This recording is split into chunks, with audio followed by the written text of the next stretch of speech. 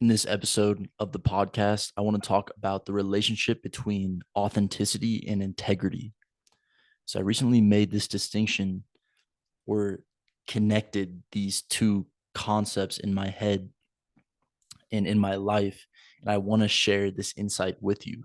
The insight is that authenticity is inherently related to integrity, such that when integrity increases, authenticity increases. And someone that seems really inauthentic and fake is usually someone with low integrity with themselves. So let's flesh this out a little bit. Basically, the idea is that the authentic person values being integrated within themselves in what they say more than they value putting on a front such that you receive an image of them that is not the actual authentic impulse, authentic communication and expression that it wants to arise. So this is the insight.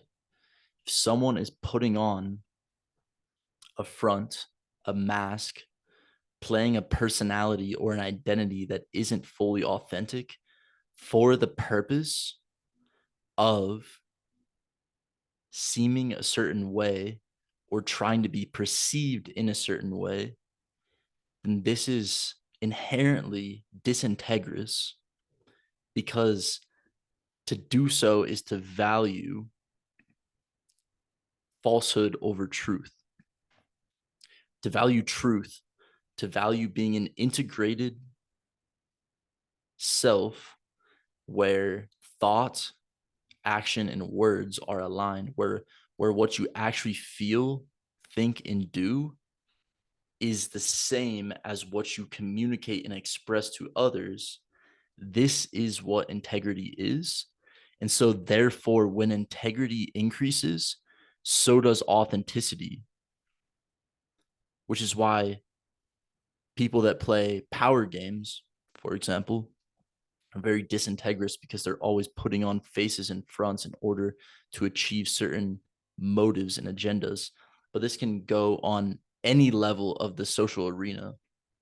We all, virtually everyone, is acting from certain motives, and how aligned those motives are with the actual authentic expression of their identity, the integration of their identity.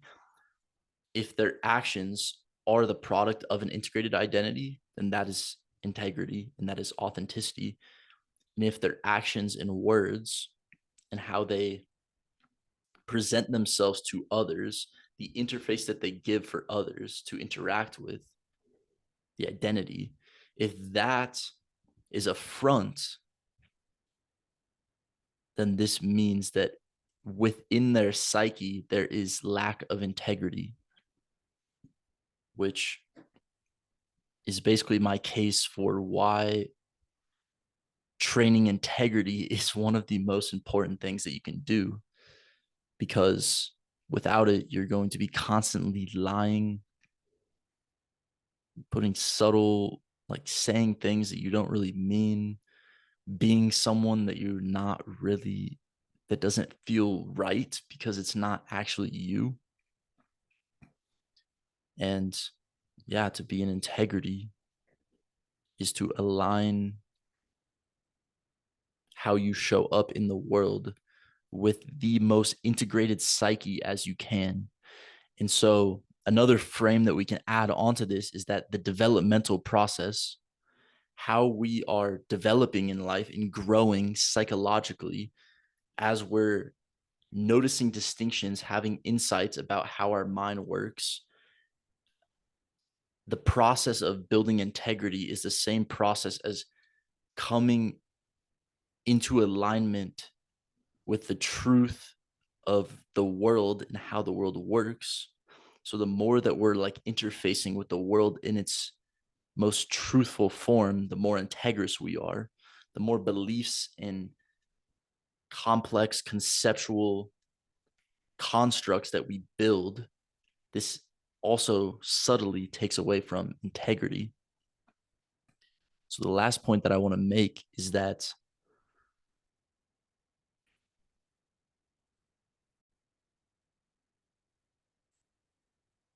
is that my hunch is that the way that we develop, the way that we become more mature versions of ourselves is by hiding less of ourselves to ourselves.